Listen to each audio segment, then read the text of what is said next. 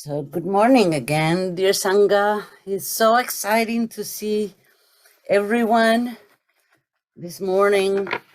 It's spring, things are changing, we are getting together in person, and there is so much to look forward to in spite of all the tragedies and crazy things going on around us. We are grateful that we have each other, that we have the teachings, we have the Dharma, and that we have hearts filled with loving kindness and compassion and understanding for each other, for the world, for phenomena. So I thank you very much for joining today. We have, I will just speak briefly uh, about one of the suttas that I think it's a beautiful sutta and it's an important sutta. And then we're going to have a discussion and not necessarily on the sutta, but on the Dharma, on ethics and principles and vows, and certainly on the upcoming retreat. Whatever questions, doubts, comments, this is the time to discuss that. And I'm sure Fernando is probably having some things that he wants to share with us, and maybe others as well, maybe Theo. But right now, I'd like to just briefly speak about the Gopaka Moggallana Sutta. In this sutta, talks about Ananda visiting a Brahmin. And as he is visiting there, they are joined by a second Brahmin.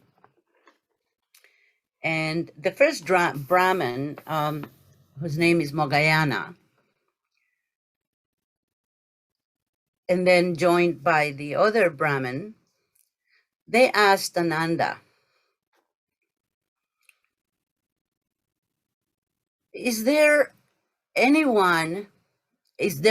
single bhikkhu that has all the qualities, that possesses all the qualities, and that is accomplished and fully enlightened as the Buddha or as Master Gautama, to guide you, to be your refuge, and to be your recourse now that Master Gautama is, gone through his parinirvana. And Ananda says, no, there is no such bhikkhu.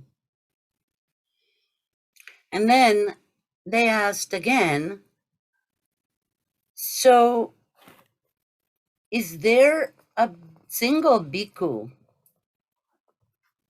that was appointed by Master Gautama to be your refuge, to be your recourse upon his parinirvana, now that he's gone? And Ananda says, no, there is no such single bhikkhu.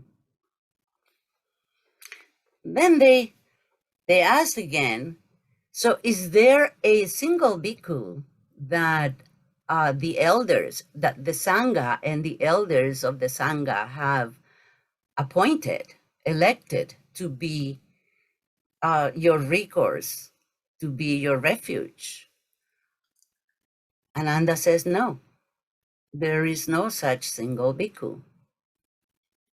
So then they were confused, and they asked, well then, if you have no refuge in your Sangha, how do you maintain such concord with each other?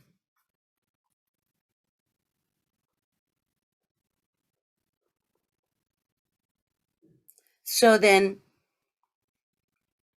Ananda said, we do have refuge. We are not without refuge. Our refuge is the Dharma.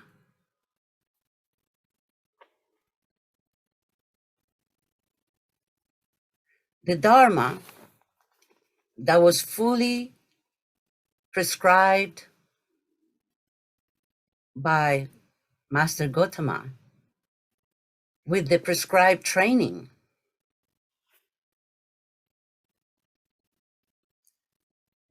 which is the Patimokkha. So when on the days of observancy,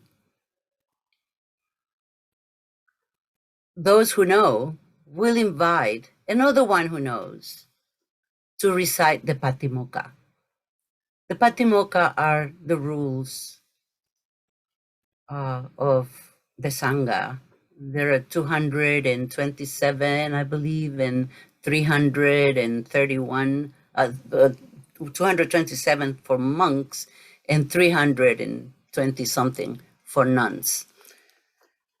Just, we invite one to recite it, and that's what we are ruled by. On the Upassata days, the day of observancy, which today is one of those days, by the way, as Greg pointed out today in Japan, they are, in the Japanese world, they're celebrating the Buddha's birthday. So it's one of those days of observancy. So on the day of observance is to clear the mind, to cultivate joy and inner peace, and for the Sangha's cultivation of loving kindness. So Ananda says, many of us on these days live in dependence upon a single village. We meet together in unison and we ask one who knows to recite the Patimokkha. It is not the worthy ones that make us act in accordance to the Dharma.